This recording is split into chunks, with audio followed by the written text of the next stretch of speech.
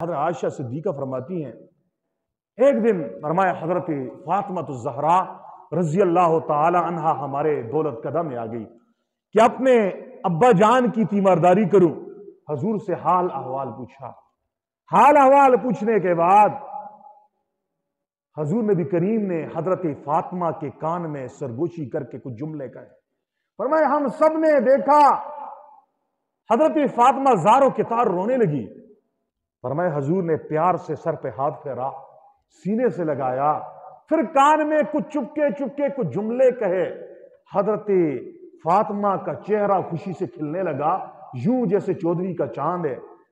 فرمایا اس کے بعد ہم نے فاطمہ کو پکڑا, فاطمہ آپ پہلے روئی کیوں تھی, بعد میں مسکرائی کیوں ہو؟ حضرت فاطمہ کہنے لگی کہ اللہ کے نبی کا راز ہے, میں اس راز کو, اس امانت کو افشا نہیں کرنا چاہتی, یہ میرے ابا کا راز ہے. فرمایا دن گزرتے گئے. فرمایا جب حضور نے دنیا سے پردہ فرمایا, فرمایا میں نے ایک دن فاطمہ کو پکڑا, فاطمہ میں تیری ماں ہوں نا, میں تیری امی ہوں, بتاؤ نا حضور نے اپنے آخری دنوں میں تیرے کان میں ایک جملہ کہا, پہلے روئی تھی پھر کہا آپ مسکرائی تھی, کیا معاملہ ہے؟ حضرت فاطمہ نے کہا پہلے راز تھا, اب حضور دنیا سے پردہ فرما گئے ہیں اور آپ نے واسطہ بھی بڑھا دیا ہے, تو سن میری پیاری امی جان, پہلے میرے پاک پیغمبر نے, میرے ابا نے مجھے کان میں کہا بیٹی فاطمہ صبر کرنا, صبر کرنا, میری دنیا سے جانے کا وقت آ گیا ہے. اور اس سال رمضان میں جبرائیل امین نے 2 مرتبہ میرے ساتھ قرآن کا دور کیا ہے, پہلے 1 مرتبہ قرآن کا دور کیا کرتے تھے.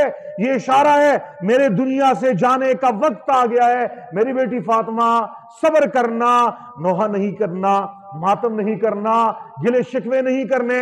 فرمایا میں نے اپنے والد کے فراق میں, جدائی کے اس غم میں میرے آنکھوں سے آنسو نکلے, میں زاروں کے تار رونے لگی. فرمایا پھر میرے ابا نے مجھے سینے سے لگایا, فرمایا میری بیٹی فاطمہ رو مت, میرے اہل بیت میں سب سے پہلے میرے ساتھ جس کی ملاقات ہوگی فاطمہ وہ آپ ہوگی. اور اگلی بات سن فاطمہ, تو جنتی عورتوں کی سردار ہے.